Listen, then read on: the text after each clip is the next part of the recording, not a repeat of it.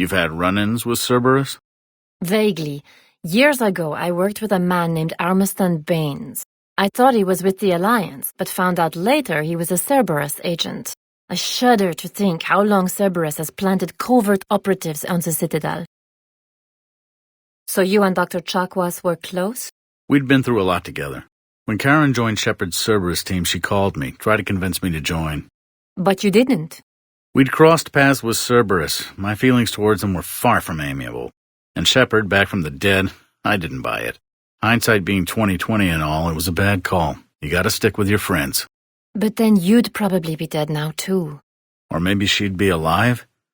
I'll never know. But it's all worked out. She moves on to the Crucible, and it's your turn to help Shepard. Yeah, I just miss working with her. No offense, Doc. None taken.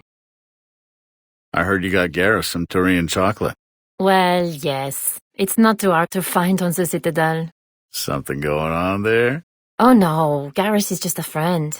He saved my life once, back when I ran a small clinic down in the wards. And? Well, he and the commander are very close. I see. I can't imagine anything so traumatic. You sure you're okay, Karen? I wouldn't wish a collector abduction on my worst enemy. But it's behind me now. I'm fine. But it makes me think of Earth and all the other Reaper-occupied worlds. What are the Reapers doing to the people who live on all those worlds? As we sit here, enjoying our coffee. How many souls are in agony this very moment? Millions? Billions? Oh, Greg. I lied. I'm not fine. But I let you down. I let Shepard down. I let everyone listed on that memorial wall down. Stop beating yourself up. It was crazy of me to ask you to join the Normandy back then. You had the courage to support Shepard. Joker did. Garrus and Tali did. But Caden didn't. Liara didn't. Were they cowards? I think not. And we lost so many people. You might have been one of them. I couldn't have lived with myself. Greg, you're one of the bravest and most loyal men I know. You were meant to be here, right now. We have a war to win. So clear your head and focus. Okay, you win. It will not be mentioned again. So you drink ice brandy with Shepard, but you never offered a drink with me. Because you don't drink. How do you know? You've never asked. Greg, would you like to share a bottle of cerise ice brandy with me? No, thank you. I don't drink. Excellent. More for me.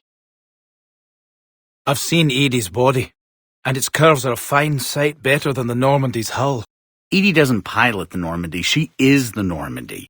No, she's a passenger in the Normandy, just like us. The ship was a spacefaring vessel before Edie even existed. Edie's mind and the Normandy are a whole entity now. You couldn't just move the processors in the AI core to another ship. So what do you think, Edie? Engineer Donnelly is correct. The Normandy SR-2 was completely spaceworthy prior to my installation. See, Edie agrees with me. But unlike Edie, our brains couldn't have existed without our bodies. Joker pilots the Normandy. He doesn't take over Edie's body when he does that. When Edie controls the ship, she's piloting, just like Joker. The Normandy is a ship. Edie is a collection of processing hardware contained in that ship. Those are two separate things. Doesn't the existence of the Reapers contradict that? Are we more than our thoughts? Engineer Adams is correct. Processes that contribute to my self-awareness are spread throughout the ship.